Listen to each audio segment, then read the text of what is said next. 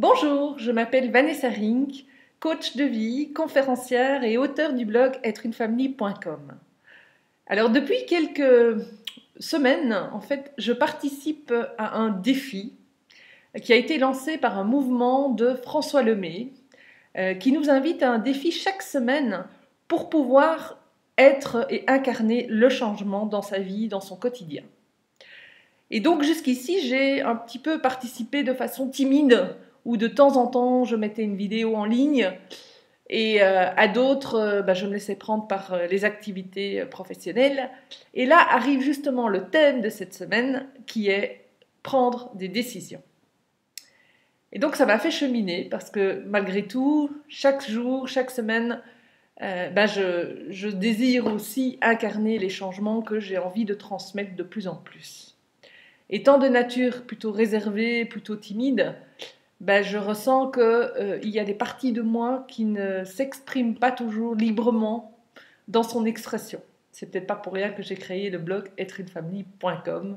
C'est aussi pour m'aider dans ce cheminement. Et donc, par rapport à cette thématique de prendre des décisions, ça m'a énormément parlé parce que je me suis souvent sentie dans la situation suivante où j'avais mille envies, mais je ne savais pas quel choix prendre. Et j'avais très peur aussi de me tromper de voie. J'avais l'impression que si j'allais dans une direction, toutes les autres, je ne pouvais plus y avoir accès. Donc effectivement, entrer dans le monde de la décision, ça prend toute une ampleur. Et au fin de compte, je me suis rendu compte que cette semaine, justement, cette thématique m'a confrontée à la prise de décision, qui était déjà de mettre des événements en place pour un projet qui me tient fort à cœur, réveiller les 4 héros intérieurs, où j'ai intégré une équipe récemment. Et c'est de mettre justement l'événement en ligne, de poser les dates en présentiel. Et donc tout ça, j'ai senti aussi la boule au ventre, j'ai aussi senti des questionnements comme aïe aïe aïe, si le stage ne se remplit pas, si je ne suis pas à la hauteur. Enfin, vous connaissez tout ce qui peut nous traverser dans ces moments-là. Et en fin de compte, cette question, prendre la décision, je me suis dit, mais il n'y a que 2 choix qui se posent en fait, dans ma réalité matérielle, quelle que soit celle que je vis. La première, c'est d'écouter le personnage à l'intérieur de moi, qui se prend pour celui qui sait, qui va écouter mes peurs, qui va écouter ma peur de la visibilité, qui va écouter mes jugements, qui va écouter quelque part ce qui va freiner mon épanouissement. Et il y a une autre partie de moi qui est un peu comme un murmure et qui a une musique qui a envie de chanter, il y a quelque chose qui a envie de sortir, grandit à travers les échanges. C'est ce que j'appelle se relier à sa guidance intérieure, à sa guidance divine. Et de juste, sans barrage, laisser s'écouler, laisser circuler à travers soi les messages et la décision que l'on ressent, que personnellement je ressens vibratoirement.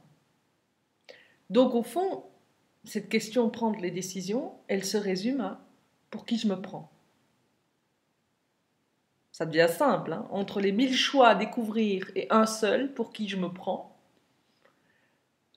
je ressens malgré tout que pour étayer ce chemin, il y a au fond 2 sous-questions qu'on pourrait voir. C'est je vais embarquer ma décision à partir de l'amour ou je vais embarquer ma décision à partir de la peur.